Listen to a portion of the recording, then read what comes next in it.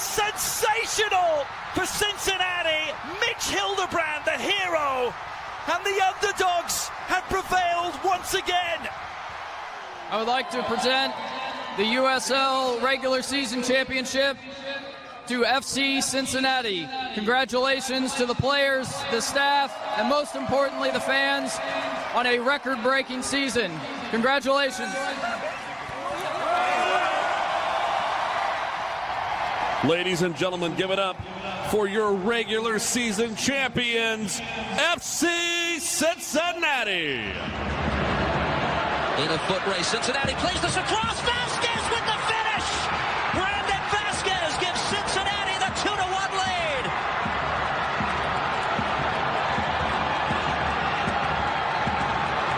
A late breakdown by Red Bull.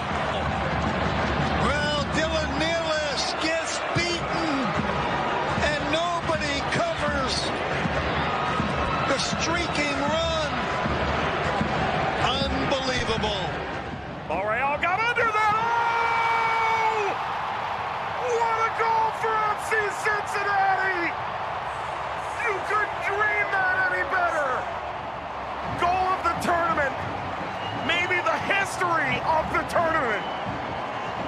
Alvaro Barreal makes it 2-0.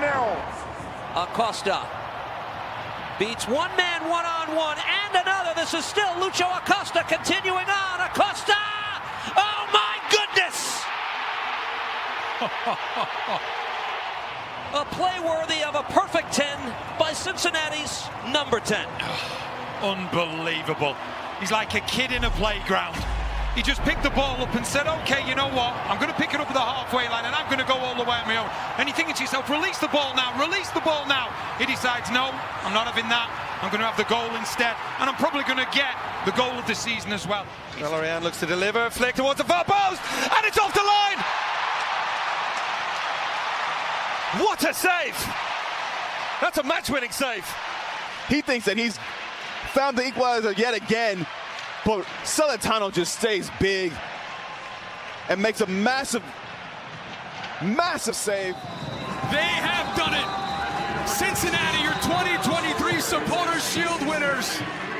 A first trophy in their MLS era, and now they celebrate.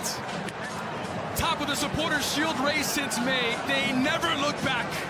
And now a piece of silverware to show for it. The Flying Lion says, boys, hell is real. 2023 Supporter Shield champs. So glad that I can be back with people who know that it's a Flying Lion. It shows how much we all love this club.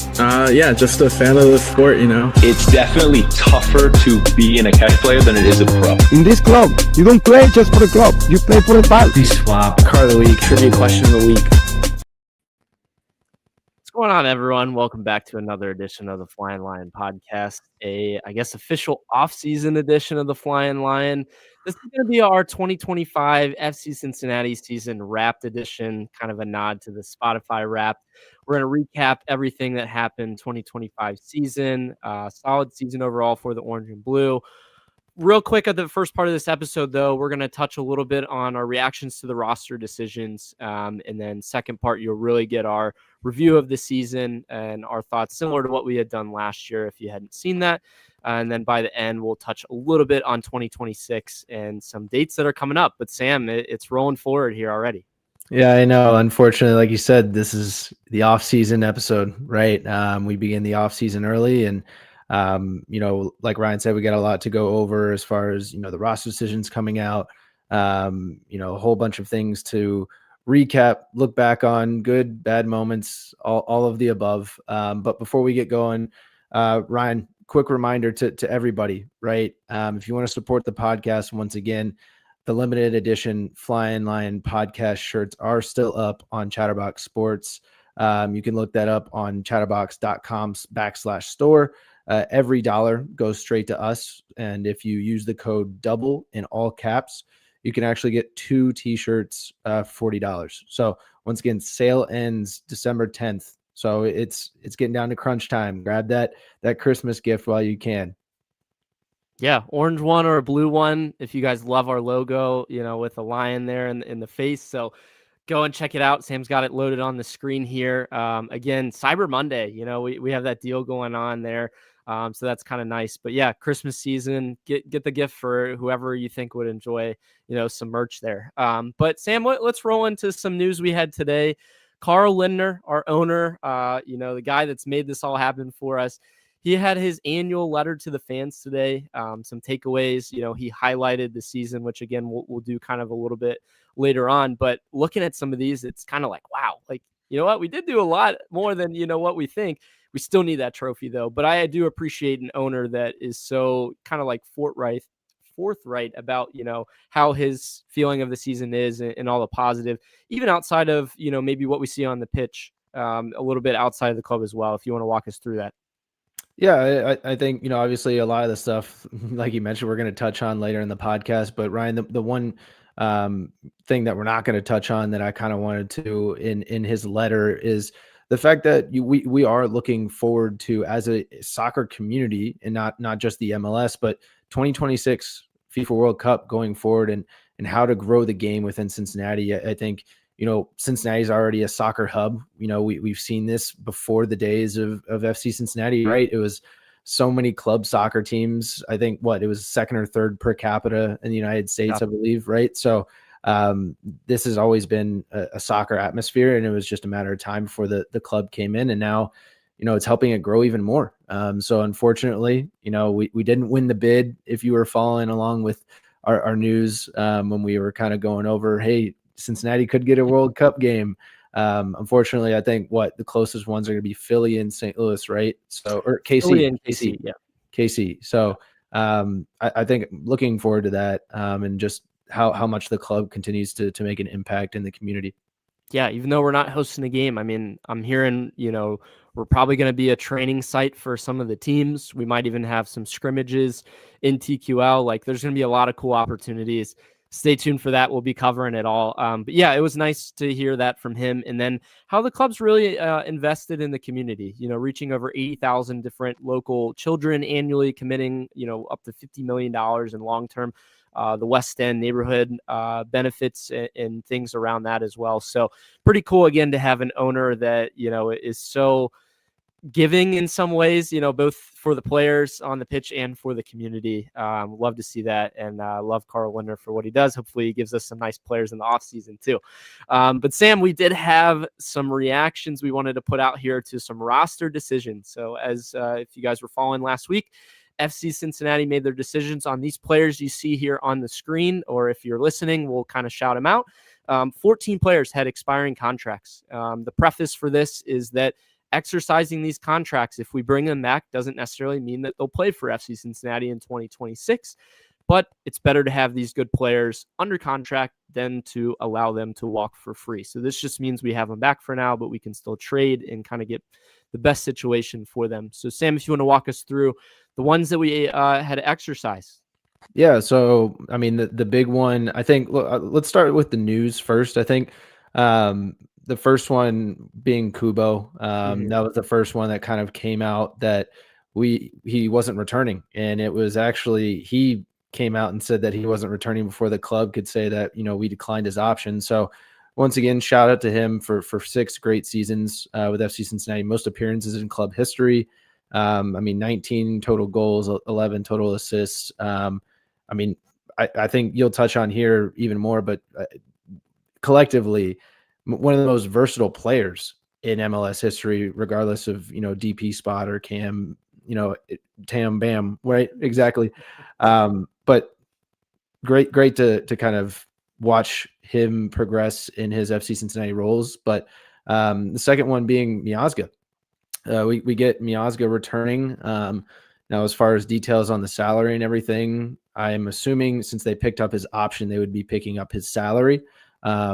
If they would have been, negotiating, they would have said that. Hadebe is also returning. Anunga also returning. Jimenez returning. Momba Dem returning. And then Evan Louro returning, which Anunga, Ryan, on that one, we're going to touch on a little bit. Senior roster spot now that he is returning to FC Cincinnati. So we'll see how that looks like going forward in the offseason. And then as far as the other people that got declined, we have Brad Smith, Dominic Marczuk, Kai Kamara, unfortunately, which not sure what's going to happen, for his future in soccer in general, right? I know he said he was feeling really good, but, not being with a club again, who knows if he's going to, put the feelers out there again. But FC Cincinnati is in ongoing talks with Albus Powell, declined his option, but are still trying to renegotiate something probably a little bit lower. And then still working on those loan players, right? We saw great loan stints from Jabbari, Brenner, and Engel, and we're still trying to renegotiate those. So that leaves the roster currently at 21 players. Yeah, good run through there. Of the ones that we had just mentioned or Sam had laid out there, I don't think we were terribly surprised by these. I think the big one for me is Hadebe, bringing him back. He was making close to $1 million. So if you're bringing him back or you're renegotiating for a better club, option, or with more versatility, maybe, for the club, especially if Anunga is going to be a senior roster spot instead of a supplemental. Again, for those who aren't familiar, they only have so many senior spots. We have supplemental ones and they make about $104,000. Anything above that, you have to occupy a senior spot. And again, you only have so many of those. So that's why it matters. The other relevant part of this is, Anunga gets added. Nick Hagglund is rumored to be dropped down to a supplemental spot. So we'll kind of touch on that and what the roster looks like, but that's how it can kind of be relevant for this conversation. Of the ones declined, not a lot of surprises. Obviously, I didn't get to say my part about Kubo, but love to see the guy in Cincinnati rep the orange and blue and really just try his hardest every single match. You even saw it in his last appearance, his 179th, the most for the club. He was out there putting in the work, even when we were down 4 goals. I had put out here, the most versatile designated player in league history. You bring in a player of that stature, Lucho-esque type guy is what we were thinking when we first bring this guy in. He's that DP spot, and they're really assigned to one position. They're not really supposed to be your wing back, your center mid, your striker, your everything. And that's what he had become. I don't think there's a lot of other people in MLS history that have done that. And, I think Kubo deserves one of the first spots in the FC Cincinnati Hall of Fame for that reason in the future. So, good rundown, though, on those 14 players. Like Sam mentioned, roster currently sits at 21. We'll touch a little bit on this later on in the episode. So please stay with us. We'll kind of walk you through what 2026 looks like. But we wanted to just real quickly kind of go over what we had heard last week because that was the most relevant thing. But Sam, we want to walk you guys through our 2025 Flying Lion achievements we had. We had 100 episodes this season. We had some new guests. If you missed it, go back, check it out. We had a cool conversation with Manu Ledesma in the summer. FC Cincinnati legend, one of my favorites of all time. Jose Tellez of Goals TV. They're growing the sport of soccer in the U.S. Go check out Goals TV and our conversation with him. We had a little bit of back and forth about FC Dallas with that one. Jake Barford, one of the biggest streamers, in the soccer space, a Cincinnati local guy, at heart. And then Laura Failer. Hope to have her back in the future as well. With returning guests this year with Kenta, Tommy G, and Carter being staple guys there. And then some cool partnerships with Goals TV, like we had mentioned, and Chatterbox. Hope you guys have enjoyed all of these live streams and some new merch like we shouted out at the beginning. So pretty cool and fun to see, again, how soccer's growing, and we want to be a part of that and expand this audience, hopefully for you guys listening to the neutral that maybe is new, to the FC Cincinnati world. Thank you for everything this season. Sam, anything else you want to add? I think it's really cool, right? Obviously, we surpassed 100 episodes this season, which is cool.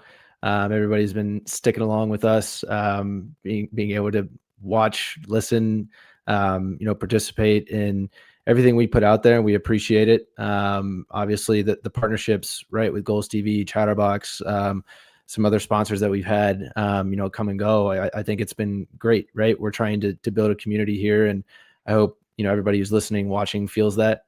So, I mean, we don't have to go to a break here. I have it in the agenda to go to a break, but we didn't talk about the rosters as long as I thought. But Ryan, if you want to we'll get into it, and then if you kind of feel like we're, we need a break here, right? People need to grab some water.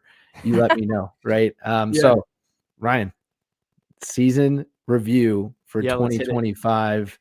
I mean, this season, right? Like you said, you look back and you go, hey, it actually wasn't as bad as you thought. But before we get into the nitty gritty of the results and everything like that, Ryan, it was our 10-year anniversary. This was a very special season. And first off, I mean, we had the kits, right? What did we think of the kits, throughout the season? Did it grow on you a little bit more? Where do we kind of put it up there, etc.? Yeah, I'd love to hear everyone's, thoughts in the chat about it as the season's gone along. It's grown on me. I kind of like the sash as we, had seen it. I think the club had done well, in the kit over the course of the year. So that kind of helps to add to the allure of it. I don't know your thoughts on it, but overall solid kit. Not my favorite, but I think a memorable one. No, yeah, I'll agree with you. Like, it was definitely memorable. I think my opinions stay the same, right? When it first came out, as far as it's just doing a little much, and it could have been a little bit better and still paying an homage. Ryan, I still needed a little bit more of the Bavarian diamonds. I needed a little bit more of it. But overall, good kit for the 10-year anniversary. And then if you hadn't seen, go back and watch. We did a whole alumni match, Ryan. FC Cincinnati did this 10-year anniversary alumni match on, what was it? After the Charlotte game. That's right. Yeah. In August. That was really cool. Cool to see. Obviously, it came off a loss, but it was nice to see all of our past former players, even coaching staff, right? Yeah. Some of the current coaching staff is out there pulling hammies. So that was cool to see.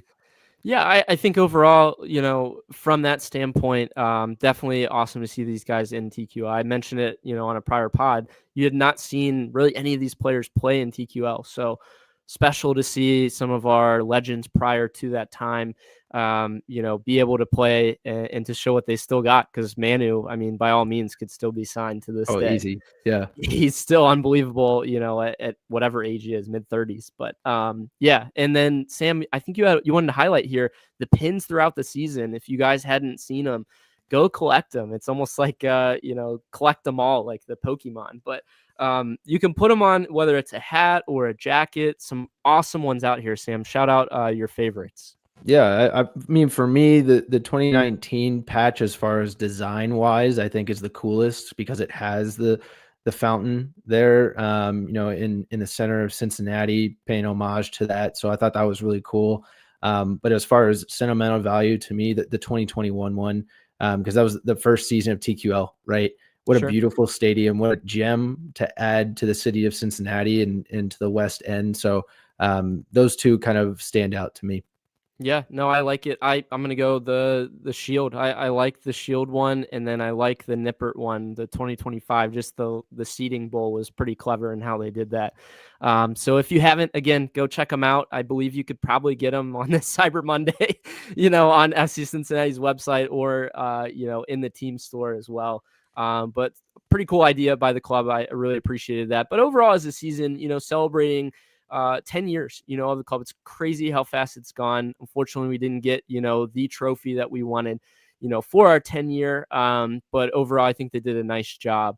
And we'll kind of roll into now some of the TIFOs that we saw as a part of the 10-year celebration. But man, we had some awesome TIFOs this season. Shout out to the Forge Cincy just for killing it. Best in the business, like I'd commented on their post.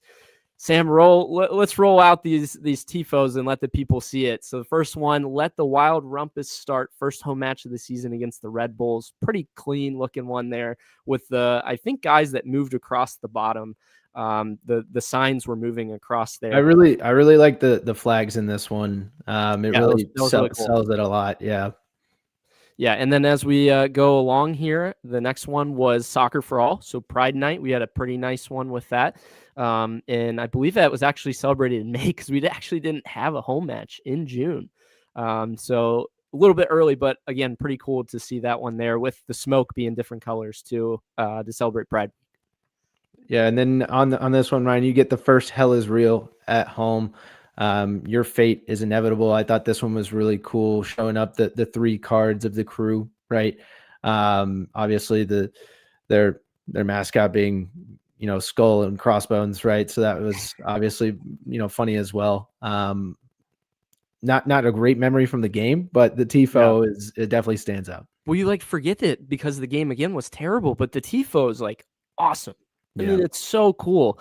Just the detail on the lion is just special. And again, like, how are they going to up this one? And then they go to our one city, one club for the 10-year anniversary. And this one's just massive, especially with the cards behind it, with the orange and blue, the smokestacks, with it as well. Almost looks like Gary's having like the orange and blue come out of his mouth now that I'm looking at it, and the 10 years on the crown. Like, that one's special. I mean, that's so cool. Yeah, that one. So I believe we had talked about when it first came out. It was the second time we had done the tile type style, right? I think the first time was You'll Never Leave Sin City, right? And so this is kind of upping that a little bit and adding a little bit more flair, and obviously the tifo's larger. So very cool there. And then Ryan, you get the playoff one with the crew. Pretty cool. I mean this. Come on. I mean, you've got the night, right? The shoulder to shoulder, we march as one. I mean, the vibes were crazy when this one came out. You don't see. I think this may be one of the largest ones we've had as far as like the background and the foreground with having the collection of the two. Very cool. Somebody maybe in the Forge Cincy could kind of correct us on this. I don't know if they could hang that one. Like, would the rigging system be able to even support that? But they had the knight in front of it kind of for dimension. So that's where it, was pretty cool to see. And I really like when they do that. And then, we did have the shield, the club crest, with the colors. Again, a pretty awesome thing. Like, I saw a lot of comments out there that it kind of looked like a Pepsi logo, which was kind of funny. But no, man, I think it was pretty cool. Everyone kind of understood their assignment, and it turned out pretty special there.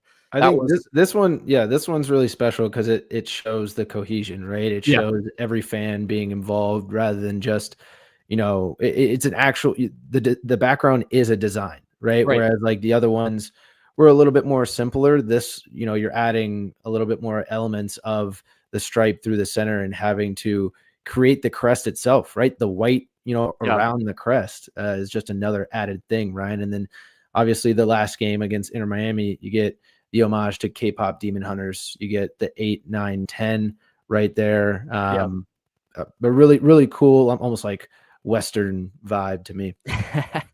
Yeah, man, we killed it. Look at all the tifos we had. We've been calling for it. Let's see more tifos in special. Like, honestly, so cool. Sam, favorites for you?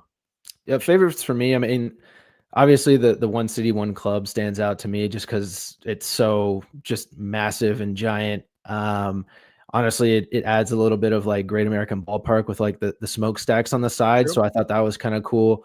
But also shoulder to shoulder. I mean, that one, especially getting the win game one against the crew, right? Like, I think just adds to the lure of that one as well. Yeah, I like it. I'm there with you. I really like the one city, one club, just with everything they added to that, the 10-year one. I mean, they did that up nice. And then the club crest, I think, is pretty cool to see. Honestly, just with the fact that it was done within like a week of knowing that we're even having a match. So that is pretty cool to kind of have that coordination. And then I think if there's one shout for the future, if I had to say, is let's see the whole stadium get those cards like we see over in Europe, where all the way around, we have people that are holding it up, and we get to see that. I think St. Louis did that maybe a year ago. So that could be next level. I don't know if everyone could do that, if they had that assignment, but that would be pretty special to see. Again, shout out, the best in the business, the Forge Cincy, for doing it. Nothing else that we see in this city like that. And the collective effort, we see Nick Hagelin going and helping, to paint these. Get involved. I mean, we can go out and be a part of this and to show your, artwork for everyone to see in Cincinnati and across the world. So pretty special.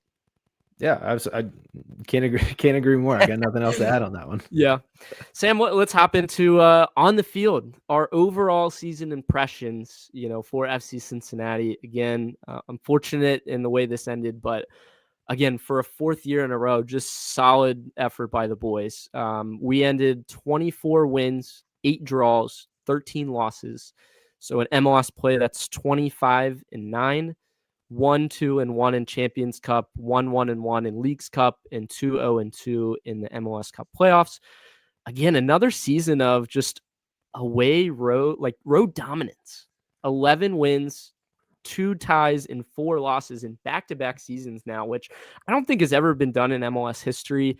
I was surprised when I was looking this stat up that San Diego actually had a historic year for percentage-wise, and they're an expansion club. They had 12 wins, I believe, on the road, but 2 years in a row with 11 wins is insane. And then if we look at the 1-goal victory, Sam, pretty special here if you want to shout this one out. Yeah, I mean, second most 1-goal victories in a single season, behind New England Revolution. We had 16 this season. The record was 18 back in 2021 by the Revs. So, Ryan, I mean, once again, this is how Pat plays, right?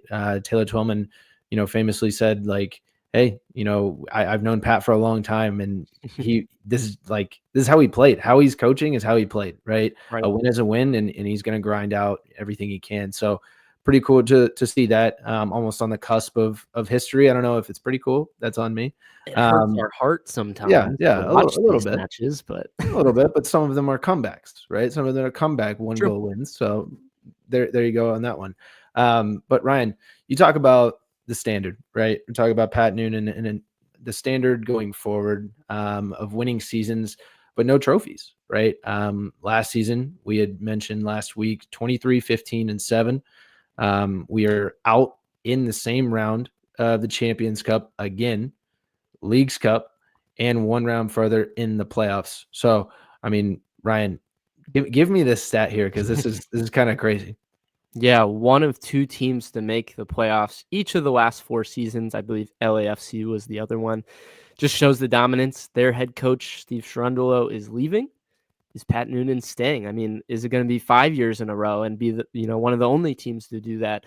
It's been a special run. No, undoubtedly, just good consecutive seasons breeds the potential for trophies. But let's see where this goes now. Is it the playoff as a goal, or would you be okay with a Leagues Cup trophy? And that's kind of a different conversation. But we'll see maybe where the shift goes. We talked about it a lot last time. I don't feel like we need to beat it to death here, but yeah, I mean, dominance in terms of winning seasons. I think you mentioned it way early on in the episode, but I think we've had the most points, over the past 3 seasons of any MLS team with 193.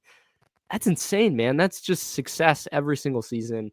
I think 20 wins in a row, like 2 years, maybe 3 years now in a row as well in MLS play. So pretty special, to see that too.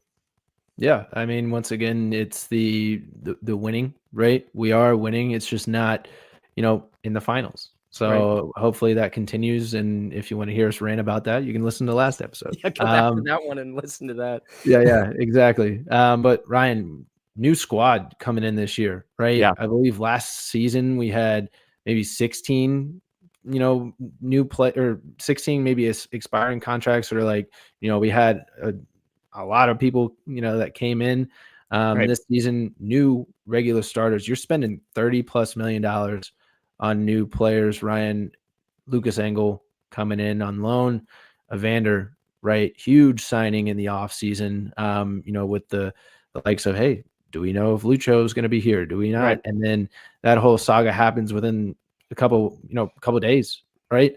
And then you get at the beginning of the window, Kevin Denke. I mean, a huge signing to kick off our off season. So that was really cool to see. And then Ryan, touch on these mid season signings, because this was the star, right? Yeah, this was the star of our season. Well, it's kind of funny looking, if we go 1 year ago in FC Cincinnati, just got knocked out of the first round. We're talking about next year. I think it was literally the same day or next day. It was like, oh, Kevin Denke was, on site watching, like, let's draw you guys back in and get you psyched for next season. It's just kind of wild to think about now, just what's the next thing for us to kind of bring us back what's in? Going to draw us in? Yeah, do? Exactly. But secondarily, like looking at the beginning of the season, Sam and I had made our predictions, based on the fact that like we had a lot of new faces in big time spots. How would Evander fill Lucho's shoes, if you want to say that was the case, or how would Denke and him mesh? And I mean, at the beginning of the season, that's a tall order. And by the end, like, could we have done more? Yeah, especially based on the talent we had. But like, you have to kind of go back and look at the roster flip from a year ago. And the coaches are almost expected to be like, let's reload and just go at it again with new faces in some ways, which is kind of like the evolving scene of, college sports, if you want to dive into that anymore, but we don't have to do that now. But like Sam had kind of mentioned, he wanted me to comment on the mid-season signings. We had Kamara, actually brought in middle of the season. Ender Echenike, Brenner, Giddy, Jabbari. I mean, all of those guys were key players by the end of the season. So again, it just demonstrates that I think it's more impressive a full, 7-8 month season than it is just a playoff run, in my opinion.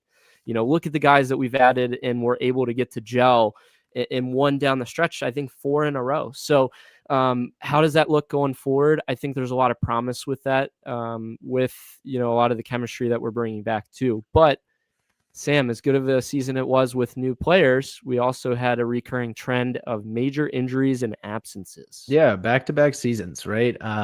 We hang our hats on the last 2 seasons of the what ifs, right? What if, player A was healthy? What if player B was healthy? And unfortunately, you're going to hear us do that at the beginning of next season as well, right? Yeah. As Ryan and I kind of, hey, here's 2026. We're going to look back and go, hey, we could have been this. We could have done this. Would it have changed? I don't know, right?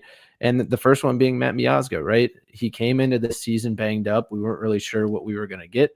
And finally, he was coming along there in the spring. And by the end of the season, he just his legs ran out on him again. It was a tough August into September, and he never kind of got his legs back. So hopefully, 2026 it's a little bit different.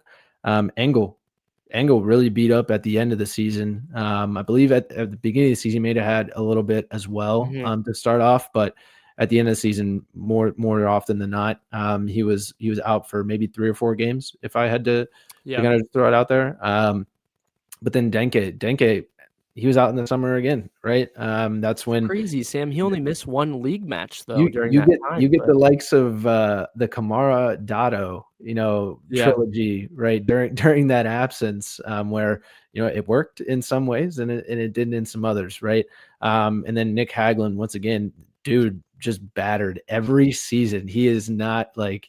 I don't know. When's the last time Nick Hagelin had a full healthy season? That's what I want to know. Like what's his ratio of seasons to broken bones? That's also true. I mean, so in this one, right, broken rib, right? He played against Atlanta.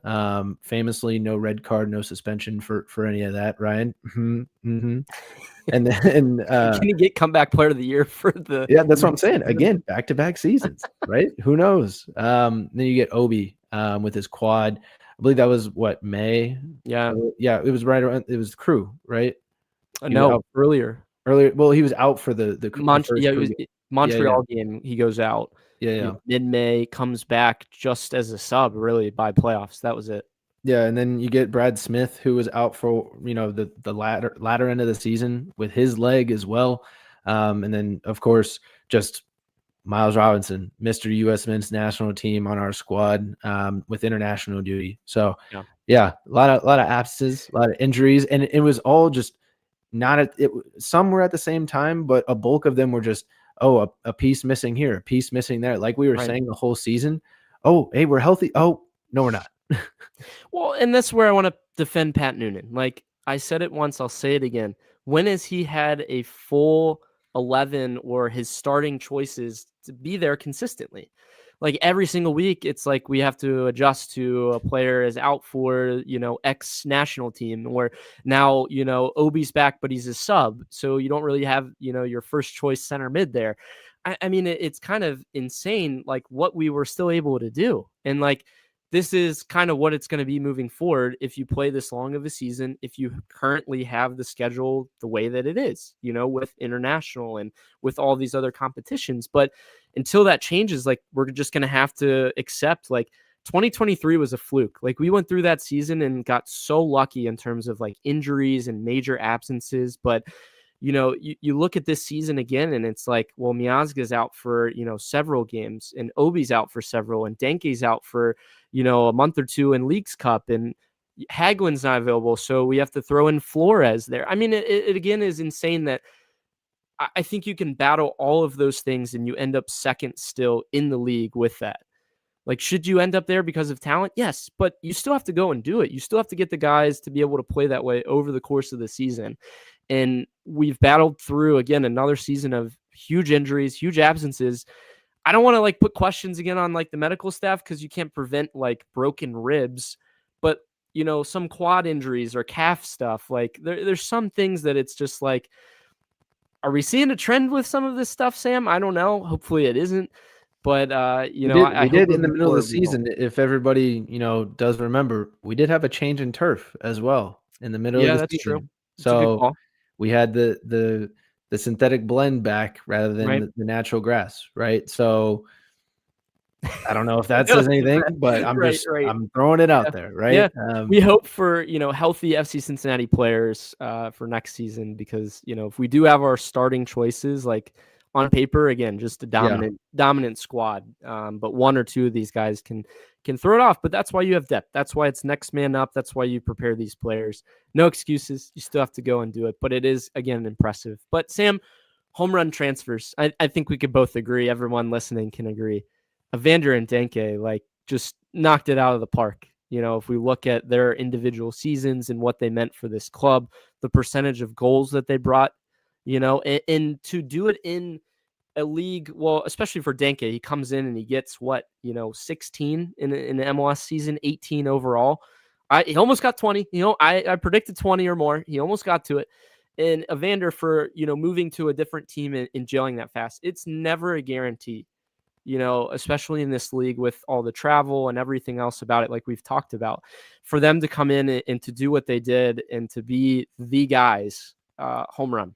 Well, yeah. So you talk about goal contributions, right? I mean, last season we were talking about, man, this team relies way too much on Lucho, not only for goals but also assists, right? And this season, kind of the same, but now for two players, right? So now you've got some help, right? Evander had some help with Denke. Denke was able to, when Evander wasn't stepping up, right?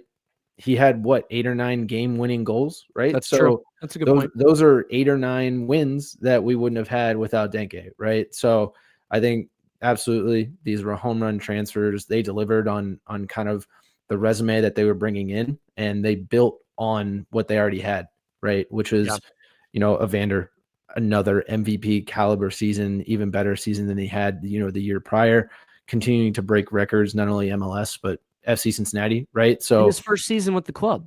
Yeah, exactly. Immediate impact, like you said, on the field. And then Ryan, home run loans. You get Brenner right in the middle of the season, but at the beginning of the season with Lucas Engel, right? An unknown guy that we just, hey, he's coming from Middlesbrough and he kind of needs a new chapter in his life, right? Middlesbrough, you kind of wasn't getting as many minutes as he would have hoped. Hey, why don't you come across the pond here and try it out with the U.S. team? And this guy killed it. He absolutely killed it. Not sure if he knew he was going to play more center back than left back, but man, did he fill in where it was needed. Yeah, no, great shout. I love that, like, we continuously find, great loan players. It's just then, can we keep them? And that's the question moving forward. We'll touch on it later. But, we do our homework, and it makes the most sense for what we can do. Sometimes we have limitations in the roster, and Albright says, we love you. We don't want to pay you your full contract, but we want to see how you do here. And then if you kill it, then, you deserve it. But I think both guys, we could both agree on that. We'd love to see them back. But overall roster impressions, if we want to be kind of hypercritical on things, Sam, where do you start with your overall impressions? Yeah, I think going back to the injuries, it forced identity shifts, right? Once again, for the second straight season, you had Pat Noonan, like you said, trying to figure out a roster that was, going into the season, he was, hey, I know the pieces that I have. I know and there's another injury. And so we had to continue to battle that. Not only are you battling the teams on the field, but you're also battling within your locker room to kind of figure out, who works with who. And that, leads me to my second point is the star power performances were fantastic, but it wasn't enough from the supporting cast or even those star players. the chemistry just wasn't there. And I think we saw that throughout the season, just never really got to a flow state. And then the last impression, Ryan, once again, I feel like this is the second straight season that home dominance has kind of faded, right? You talk about how great we've been away, especially against the West teams. Right. The home dominance has really faded. TQL isn't as much of a fortress as it was in the Supporters Shield days. You, I guess, touch on that as a part of the roster, just with, getting the guys collectively to come together and play better at home. Is that kind of what you're pointing towards? Yeah. No, I like it. All good shouts. I agree, with the star-studded performances. Again, we're getting a lot of the same hero ball, but can the chemistry be better with that? Or how do we get the most out of, the 18th player on the roster as number 1 and 2? That's exactly what you're saying. So I agree with that. If you look at it, though, it's got to be one of the best rosters on paper that we've ever seen. Even from an MLS standpoint, just the way we've utilized mechanism-wise, as a MLS geek, just damn, DPs, U22 spots, loans, like all of it. Like, it was just brilliant. But now can we put that together, on the field? And that's kind of where Pat's job, comes in. But is it always the right set of players as well? And that's where there's communication with the coach, with the GM, to see what makes the most sense.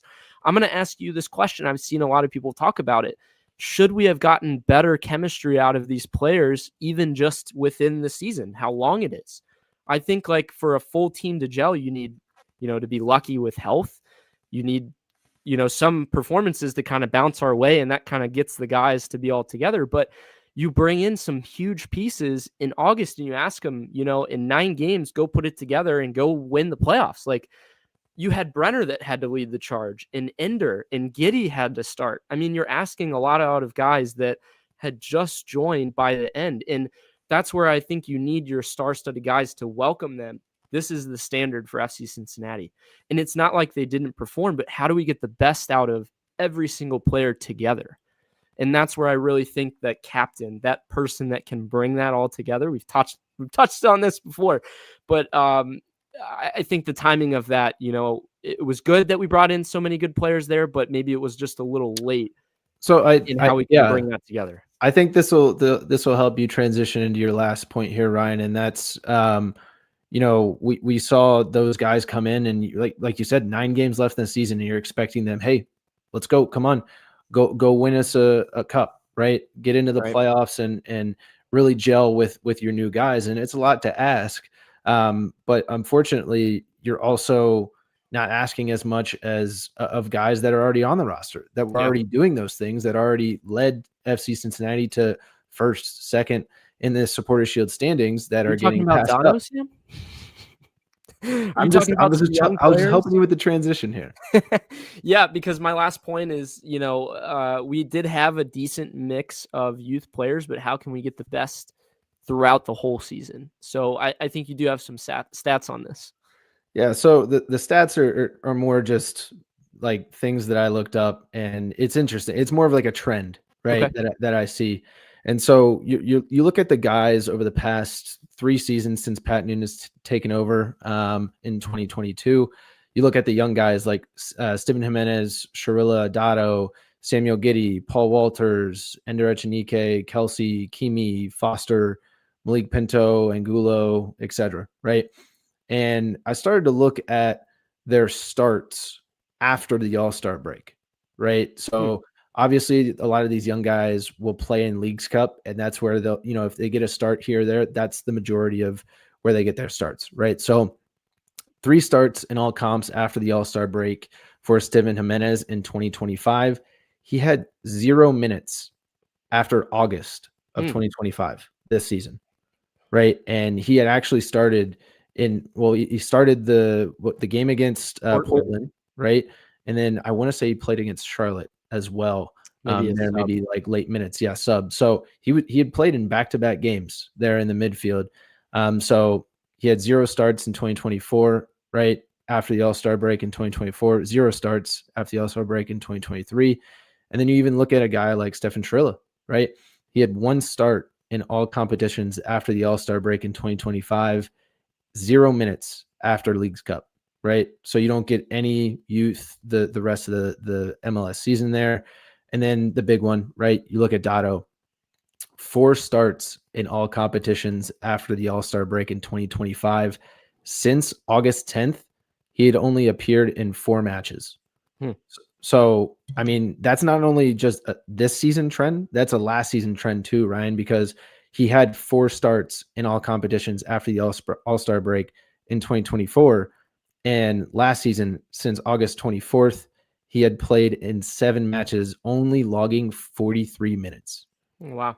Right. I mean, I don't know how you inspire confidence in a player that isn't playing. The reason I bring up the outliers, if you will, right, would be a Samuel Giddey, an Ender, right? Ender started 13 of the last 16 matches in 2025, right? So those are the outliers, but those are new guys that you bring in. You know, you want, I think the biggest thing, right, that we just talked about was building the confidence with the guys that you already have on the roster, not these new guys that are coming in, because if you give the new guys time to, you know, they will adjust, right? They carried the team too, by all means. Like, I mean, if you look at the way Ender performed and Brenner and Giddey like played pretty solid too. But yeah, like getting them all to piece together, I think it's just kind of unfair to say after like that certain point to have them say, you know, let's put it all together. I just had heard a lot of talks like, oh, well, by the end of the season, you know, I think Denke and Evander should have figured it out. But then add the component of, you know, Brenner comes into the mix. So then Evander has to pass more instead of shoot more. Look at how that changed the season. I mean, I think Taylor Twellman had actually commented on this and said, you know, is it a positive that Brenner was there? You know, obviously he scored these goals, but like, I think his bud was there and he was also trying to feed him too. And I don't know if it was necessarily just that, but, you know, selfish Evander, like throughout the midpoint of the season, was unstoppable. He would kind of just drive at defenses and just shoot it, and it would just go in every single time. So I kind of miss that part of him as well. So how can we get the best out of him? You know, in looking at that combination, you know, with Brenner, is that the right mix? We've talked on that before, so go check that out last episode. But I think good points, you know, from you on the roster overall. Again, on paper, great. Can we get more out of it? You know, even too.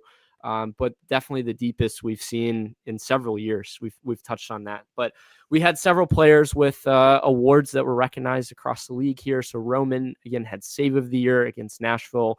Now 2 out of 3 years for him. Nick Hagelin, comeback player of the year. I think beginning of the season, I had Matt Miazga actually as my person I thought was going to win. Yeah. So I got the team right, but I just didn't get the player. And then Evander, best 11. Again, just I think 3rd year in a row now with a player, maybe 4 years actually, with a player from FC Cincinnati there. But yeah, 18 goals in MLS play, best in our history, and 22 on the season. Again, most in one season. You just kind of leave a little bit of just like a bad taste in your mouth with his playoff performances, but you can't overlook the fact that the guy had just an unbelievable first season with the club. And I think he's, you know, on pace for more, you know, in the coming year too. So this is a good point to kind of do a break here, Sam. Let's hear a trivia question of the week before we go. Yeah, so trivia question of the week, Ryan. We've got roster decisions coming in. FC Cincinnati's current roster, right, after the roster decision, sits at 21 before the 2026 season. How many players were on FC Cincinnati's roster following the roster decisions made prior to the 2025 season? I'm going to go 19 is what I'm going to lock in. 19. All right. Ryan goes 19. We'll see what it is on the other side. Hey, everyone. The Flying Lion podcast is your home for FC Cincinnati coverage as a part of the Chatterbox Sports family. We're proud to be a part of a growing network of creators who are building real connections with fans across the region as the game continues to grow and in preparation for the 2026 FIFA World Cup hosted in America. Yeah, and if you're a local business or a brand looking to reach an audience that's passionate, loyal, and plugged into the city's sports scene, this is the place. Partnering with us is not just supporting a podcast. You're joining a community that celebrates FC Cincinnati and various other Cincinnati sports teams as well. So reach out through our email, which is Flying Lion Pod, FLYIN Lion Pod @gmail.com, or direct message us on social media to learn more about sponsorship and partnering options. Thanks again. Thanks again for joining us for this episode, a breakdown everything 2025 for FC Cincinnati before we shift our gears to 2026 officially.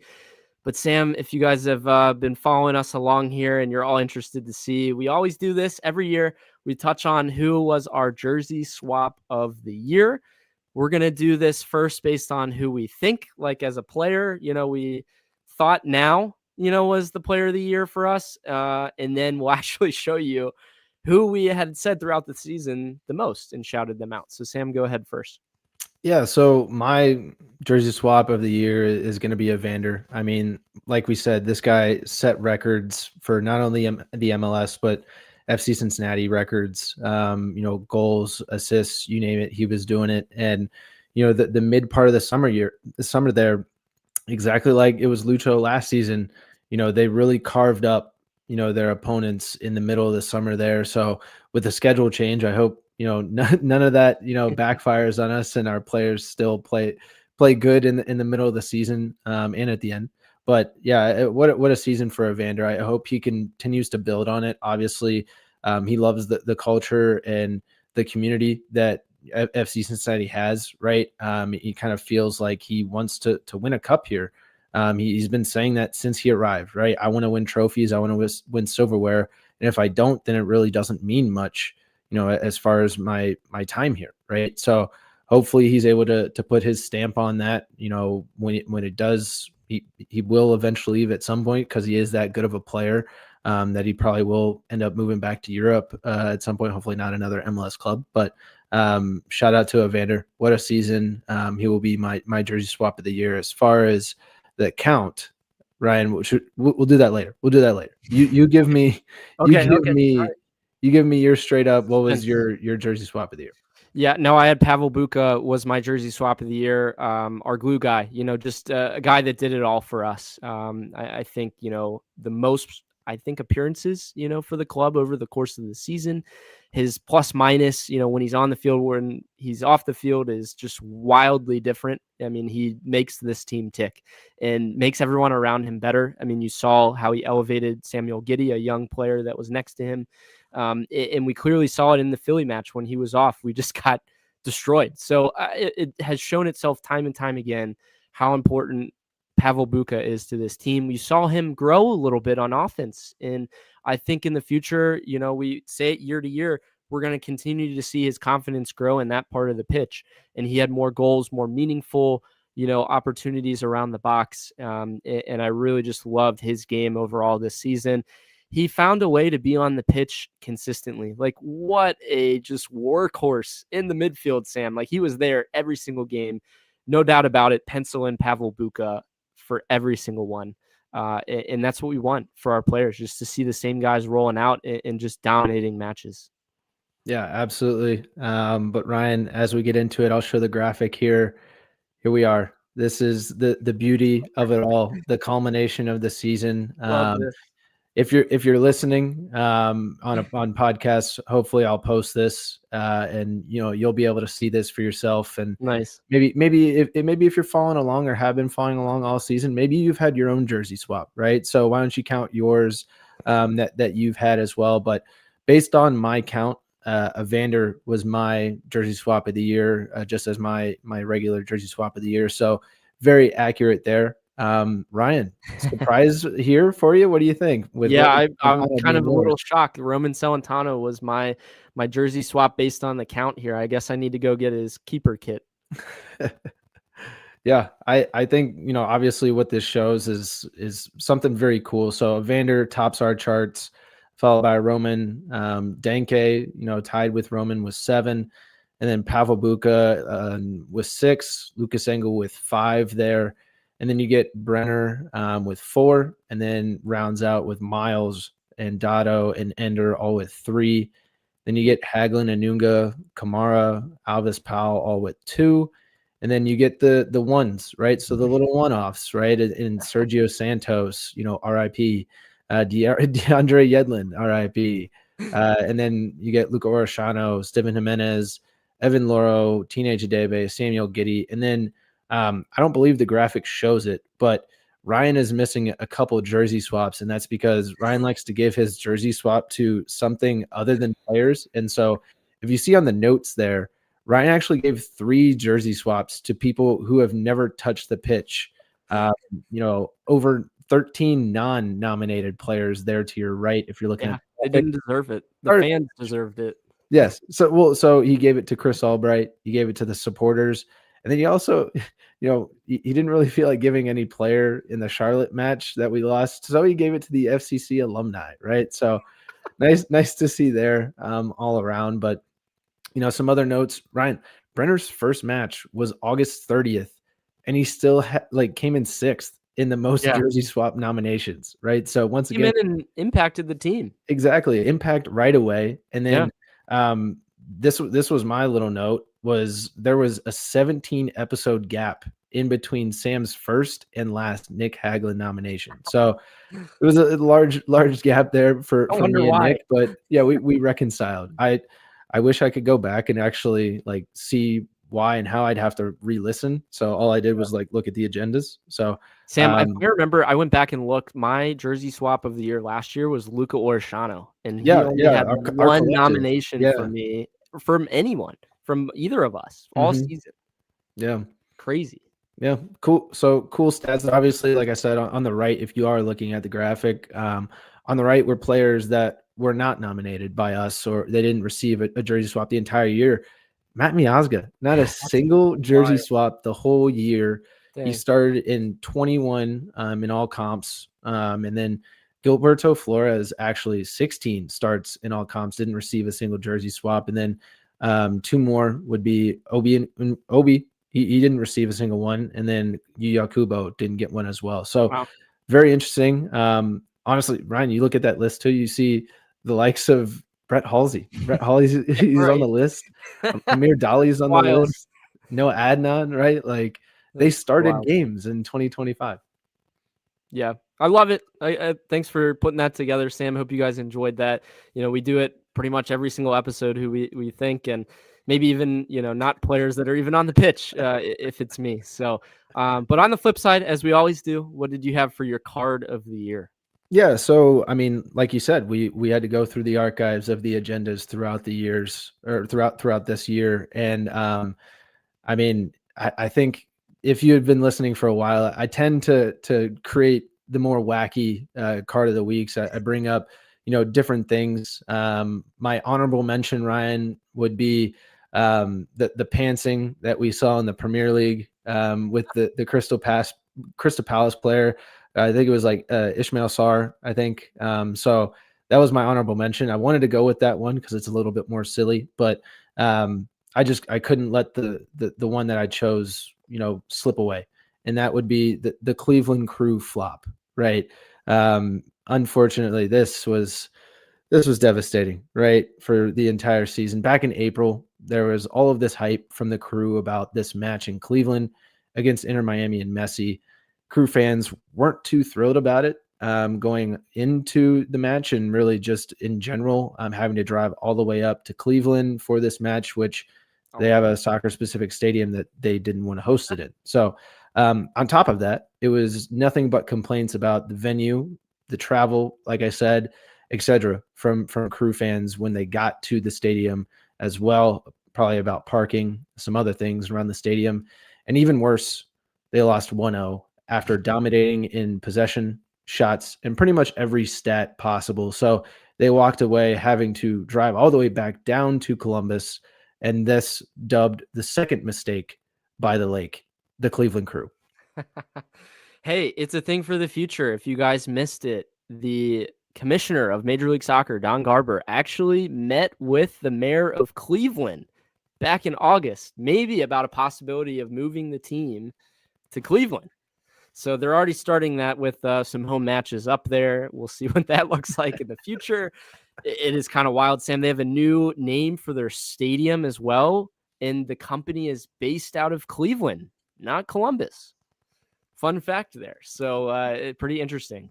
But yeah, so on the flip side of yours, mine is, as you guys have probably been sick of hearing, the schedule for the MLS just continues to be wacky. But this might be one of the last times you hear about this because we're switching the schedule. And I think that might solve a lot of problems. But all season long, we've had issues with scheduling in competitions, and this being an issue and that being an issue. Why are we having the playoffs, at the same time as the international window? It's all still a mess and hard for people to follow if you're a normal fan. So again, if you're listening now, this is getting cleaned up, within a year and a half. And I'm excited about that.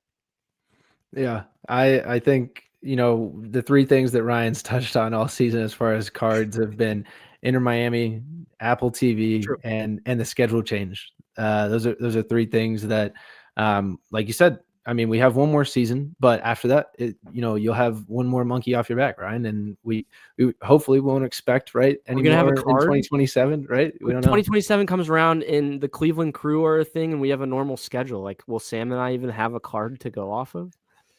Yeah, exactly. We'll look back and be like, man, 2025 was an anomaly, right? I mean, but Ryan, let me ask you this question. I know we were gonna possibly talk about it, last episode, and you're like, hey, it's way too deep of a question for right now. We're trying to, figure out what is this roster even going to look like? Was 2025 even a success? Ryan, let's answer that question right now. What are your thoughts?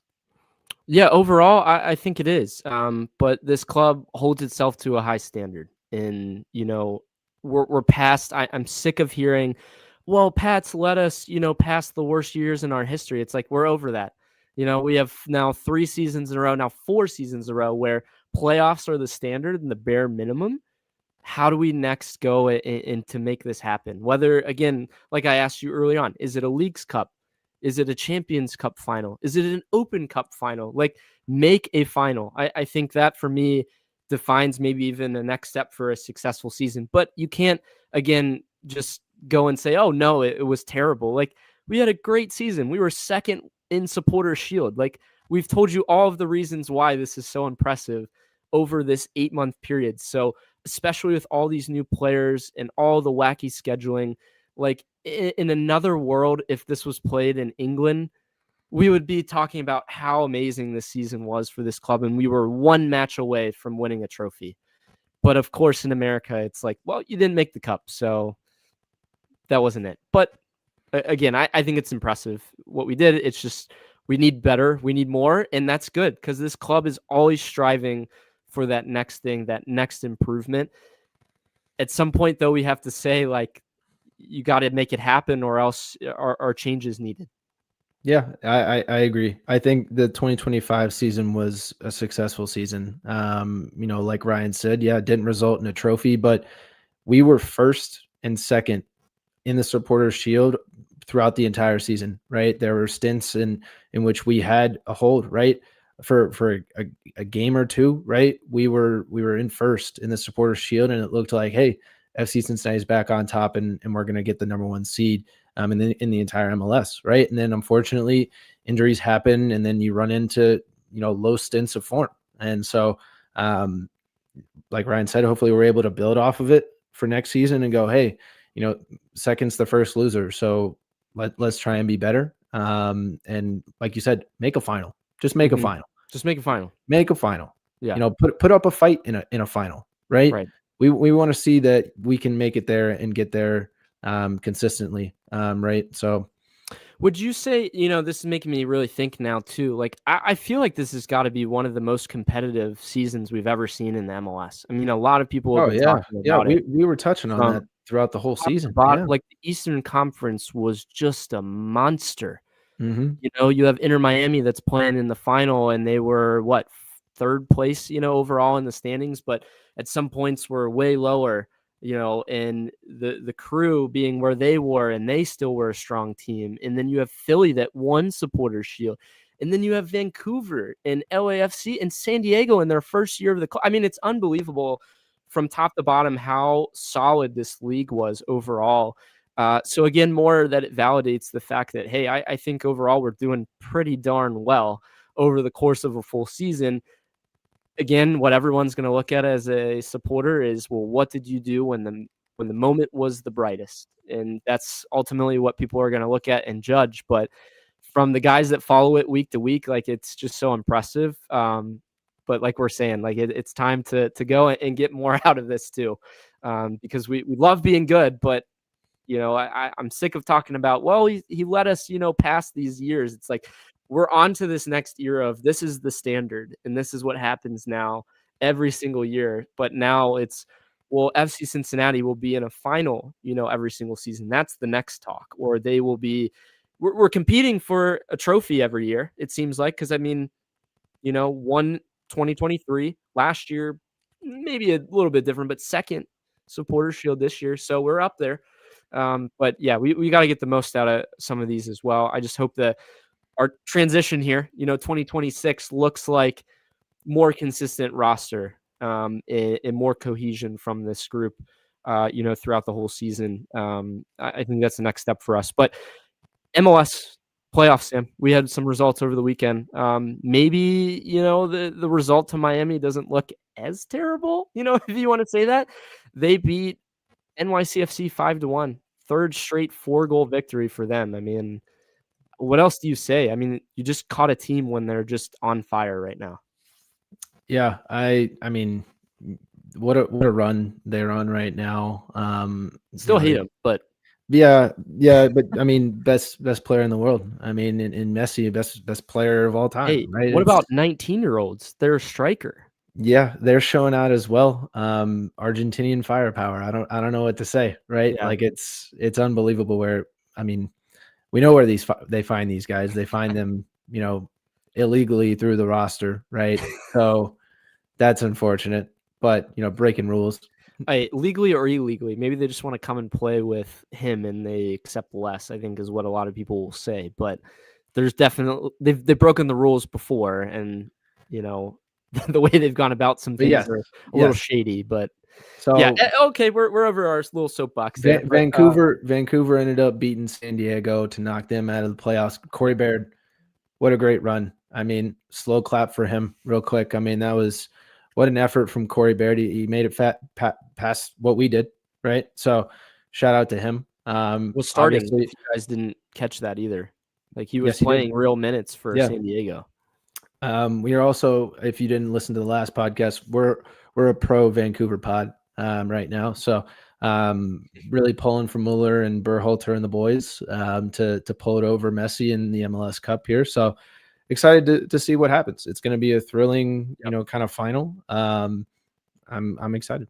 Yeah, it'll be a good one. I think from earlier in the season, like Vancouver went into Miami and punched them straight in the mouth. And I expect that with Mueller's experience, they're not going to let Miami just walk all over them. So I think by all means, the final will be exciting.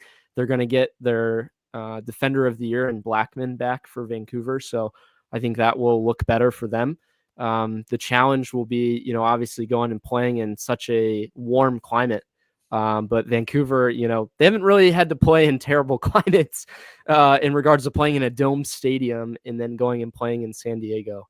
So maybe that works out a little bit better for them. But the travel, like opposite sides of the freaking country, like complete opposite sides of the country, is pretty insane that they're playing in a final. But second final for Vancouver, Sam. They were in Champions Cup and now they're in the MLS Cup finals as well. But I believe, is this one Saturday? Yeah. Yes, it's coming Saturday if you guys want to go and check that out. But our full transition is now and our full attention on 2026 for FC Cincinnati. If we look at the official offseason timeline, Champions Cup draw. So like we're talking about here, always happens at the beginning of the seasons, at least the way the schedule is. Tuesday, December 9th, it's going to be live on YouTube. We'll find out who we play, where we're going to go travel. Last year we were in Honduras.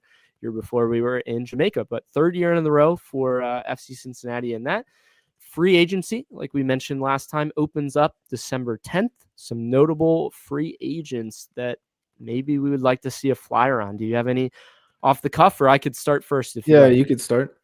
Yeah, so they've announced a lot of roster decisions, other clubs, but Christian Espinoza is a consistent player. He's been with San Diego Quakes for a long time. They just let this player go, Sam.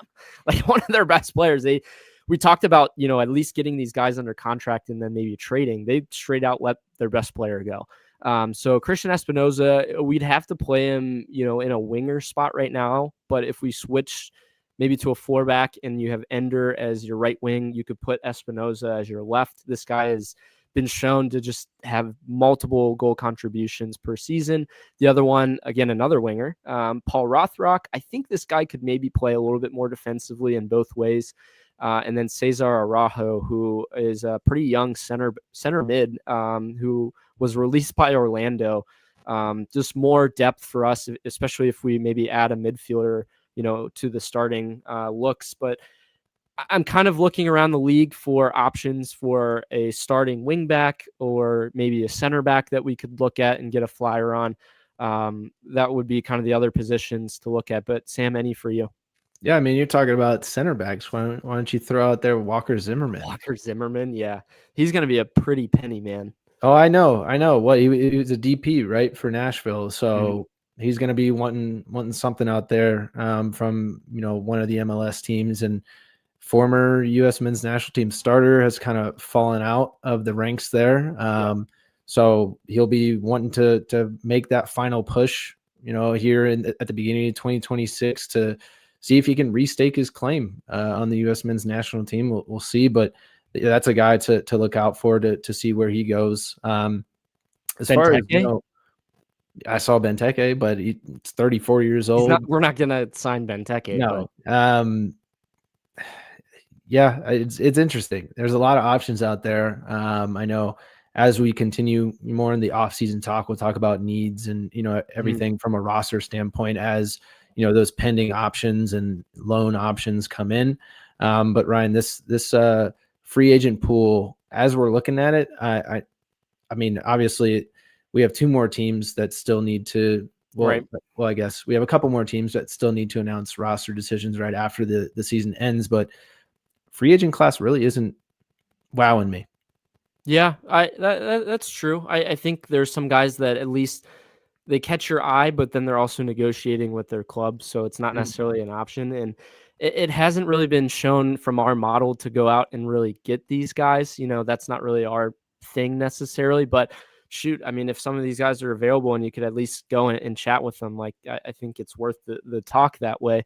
Are we going to see more like cash first, like a Vander's trade from Portland to FC in the offseason? I think that's one thing to look out for as well.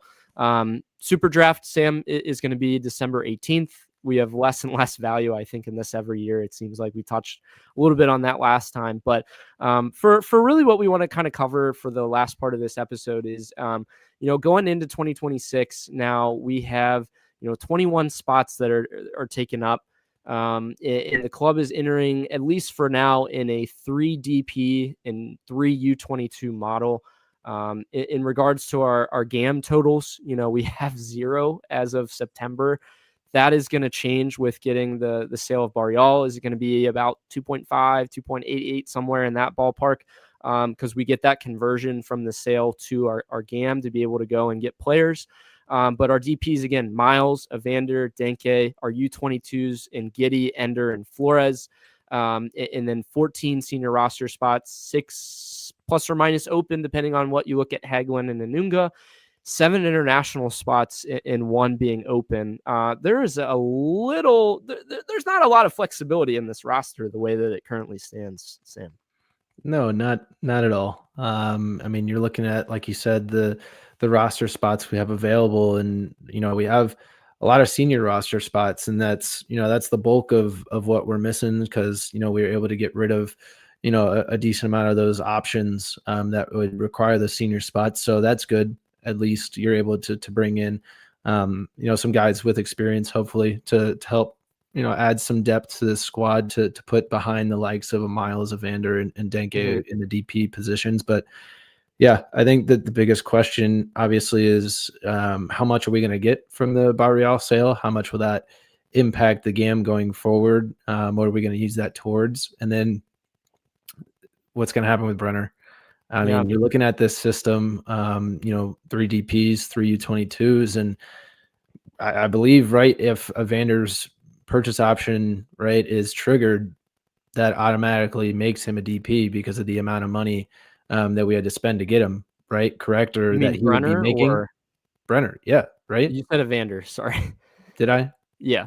So Sorry. if we do trigger the loan of Brenner, it's like 6.2 is what Louro was saying, which make him have a to DP. make him a DP unless we renegotiate and he comes back somehow, on a TAM contract, which is what we had him on. But again, the flexibility is just kind of like, what do we do with these spots? I mean, we need a starting level wing back, I would argue. If we don't get Engel, of course, then we do. But then it's really center back depth. Who do you start, in the middle with Buka? Is it Giddy or is it Obi? These are all good problems to have, but how do we get the best out of it? I just think that year to year, if you look from last year to this year, I really have to say I like the fact that a lot of our big pieces, at least on paper, it seems like are staying together. But now how can we make the most of these guys and to further ourselves? But yeah, that's where it comes down to looking at rumors. So Sam, you put a couple here. I'll start with Teenage Hadebe back in September. He had been linked with the Zimbabwean club, I believe, but at least for now, they're negotiating his contract. So it seems like that's where it's headed. Again, this has been a couple months now. We could have signed the player, maybe negotiate, and then just basically so we could get the sale. But I don't know, man. It is interesting with him. Bringing him back on a high number just wouldn't make any sense, especially while, getting Miles as a DP. There's a ton of talk about the back line, Sam. Like, we've given up multiple games now, 4 goals, and we're potentially bringing back these same exact center backs. Like, what changes? Yeah, we just talked about a guy in Walker Zimmerman. Doesn't make, obviously he's going to be a pretty penny, but would he be less than Hadebe at this point? If we were to sell, we would sell say we sell Hadebe, right? You use the GAM from that, and then the GAM from Barreal. I think, again, a guy that's in the later part of his career, like we have that already with Miazga. Like, I think we need some fresher legs, personally. Yeah. But other than that, did you see some other rumors here? Yeah, I saw this today. Guy had maybe 900 some odd followers. So it's not one of the big journalists that are, tweeting about it. But apparently Steven Jimenez is rumored to be going on loan either to Chivas or another Liga MX squad. Okay. The rumor had said that Chivas actually inquired about, taking him on loan earlier this season. And unfortunately they weren't able to make out a deal, but look for Steven to possibly to go to Liga MX. And then also saw Kubo rumored to be going back to the J League. Ryan, it's crazy. This guy hasn't been back to Japan in 13 years. Wow. That is pretty crazy. Again, as we go along, this is the wacky season. We're going to see a lot of rumors out there. Silly some season. True, some not. It is silly season, but we're here for all of that. I think the loan moves out might be a big part of this roster moving forward too, like getting younger players opportunities like Shirilla or Momba Dem, to kind of free up some spots. Again, these are supplemental spots. But what about, some of our senior level players too? And how can we free up these, senior spots or money to make everything fit? Again, I don't envy Albright with that, but when it comes, push to shove in 2026, Sam, I think we'll have a decent core of players that we currently see. It's just, again, finding the right people to kind of, I would say complement these guys, but even, from the beginning, just health. Having guys that are there for, all of preseason. I think that was a big reason why this team fell off early on, especially in Champions Cup. So I think maybe moving forward, that's one positive to look at is I think we'll have a collective group that's, hungry and ready to show up and work hard. So I'm excited about that, but hit us with this trivia answer here before we go. Yeah. So trivia of the week, again, presented by Goals TV. FC Cincinnati's current roster sits at 21 before the 2026 season after all the roster decisions. I asked Ryan, how many players were on FC Cincinnati's roster following the roster decisions made prior to the 2025 season? Ryan, you had said 20. No, you had said 19. 19. Right? So Ryan said 19. It actually was 23. Oh, wow. Yeah, so we actually have more players on the roster after last year's decisions than we did this year's, right? Which it's interesting because last year we had 16 expiring contracts, like I had stated earlier, compared to this year's 14. So hopefully less turnover than kind of what we saw, because yes, we had 23 on the roster, but that immediately was, taken off. So the 19 probably was after, a couple moves we made after announcing the roster decisions. Yeah. I mean, keeping this core group together, does it look better in 2026? Can we kind of figure some of that out? Like at times during this season, we've all thrown our hands up and said, what are we doing? But in the end, like we found the ways to win. And that's kind of, again, Pat's way of coaching and going about things. But yeah, stay tuned for this offseason. Before we go, Sam, I think you have another. Go ahead. Yeah. I just wanted to let people know, right? Obviously, this is our off-season kind of concluding of 2025. The next couple episodes we will be strictly talking off-season, right? What's next? What's going on? Rumors, news. We will keep everybody updated, kind of on if we're gonna have an episode every week or how we're feeling based off of news, because it's an off-season, right? So. There's not much, going on. Sometimes there's rumors that'll pop up. Maybe we'll do, a quick little video clip, maybe not require a whole live show, for sure. But follow our Twitter pages, Instagram, everything like that.